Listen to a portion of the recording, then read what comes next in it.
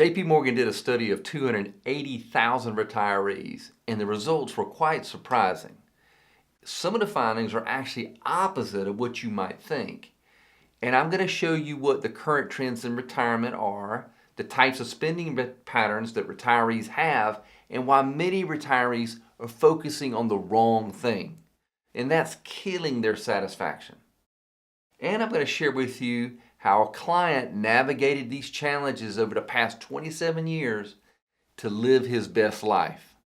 This video is going to transform the way you think about retirement.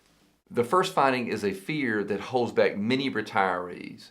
About 60% of retirees in the study experienced unpredictable swings in their retirement spending in their early years. Now, everyone's unique, so we each approach this topic differently. Some of us are more conservative, some of us less so. Some people have major life events that happened recently, others haven't. Some want to travel the world, while others want to sit on the porch and drink mint juleps. We all have very different goals and priorities and resources. For those reasons, JP Morgan categorized individuals into 6 different groups based on their spending habits. First, you have the roller coasters, which had major variability in spending from year to year.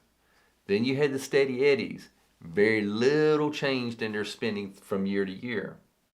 Then you had the temporary upshifters that increased their spending in one phase of retirement, then normalized later. Then you had the temporary downshifters, where they spent less money in the beginning and then normalized later in retirement. Then you had the overall upshifters that gradually increased their spending, and overall downshifters which gradually decreased their spending throughout retirement. To start retirement, these are the percentages in each group. 9% were in the roller coasters, 18% were in the steady eddies, 27% were in the temporary upshifters, 24% in the temporary downshifters, 11% in the overall upshifters, and 12% in the overall downshifters. As the retirees reach mid-retirement, some of the percentages stayed roughly the same while others shifted dramatically. Can you guess which is the biggest shift? The biggest changes were the amount of roller coaster spenders went down from 9% to 6%, and the number of steady eddies went almost double from 18 to 34%. And the overall upshifters went from 11% all the way down to 5%. These shifts make perfect sense. The more volatile spenders became less volatile. The overspenders gradually shifted to more normalized habits. Even though we differ from each other in starting retirement, the study found some consistent trends. Retirement naturally evolves from one phase to the next, directly impacting the spending patterns of the retiree. Now, you would think you would spend more money as we age to keep up with the cost of living, but actually it's the exact opposite. Many retirees front load their retirement to do the things they've been putting off for far too long, to live their lives, to go places, to do the things that they always wanted to do, and to check off those bucket list items. New retirees often spend significantly more in the beginning of their retirement, splurging on travel, home upgrades, and relocating altogether. Household earnings nearing retirement tends to have spikes in spending, and this is especially true when one spouse retires and the other continues to work.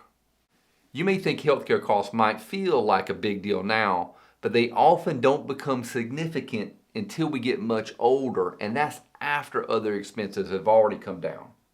After getting some of the spending out of the way and through the system, life naturally tends to find a way to slow down. Personally, in my younger days, I used to look forward to going out on the town with my friends starting at 9 p.m. Now, 9 p.m. is my ideal bedtime. Either way, many people are following a predictable pattern of the retirement spending smile. They tend to spend more early in retirement, which is the go-go years. That's typically in your 60s. Then they slow down, and that's the slow go years where many people are in their mid to early 70s. And then the late retirement is the no-go years, typically around the 80s. Overall, the study revealed that through retirement, spending rarely keeps up with inflation, and in fact, it usually decreases. It peaks just before retirement and right early in retirement, and then gradually tapers off. Your priorities change with time, and that's not the only things that can change. Now, before you adjust your retirement plans entirely, realize that change is inevitable, but not always as we might predict.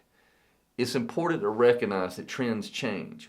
One person may receive retirement as a golden years, other person may see retirement as a negative, and they want to work their entire life. I had one client say, "I'm going to die with my boots on." In fact, the traditional idea of fully retiring all at once is fading.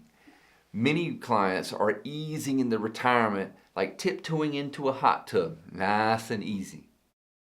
A doctor client of ours decided to, instead of working 4 days a week or 5 days a week, he cut it back to 3 days a week. A real estate owner client of ours has decided to take a trip with each of his children twice a year. He calls it the daddy trip. What's important to remember is you get to decide what's right for you. You get to make the rules. According to the study, more than half of American households are gradually transitioning into retirement rather than retiring altogether all at once. You can start easing into your ideal life from there. Now, there's one important point to remember. The ability to retire is more important than actually retiring. Once you have the ability to retire, you feel comfortable and have a peace of mind knowing that you can navigate life's many challenges.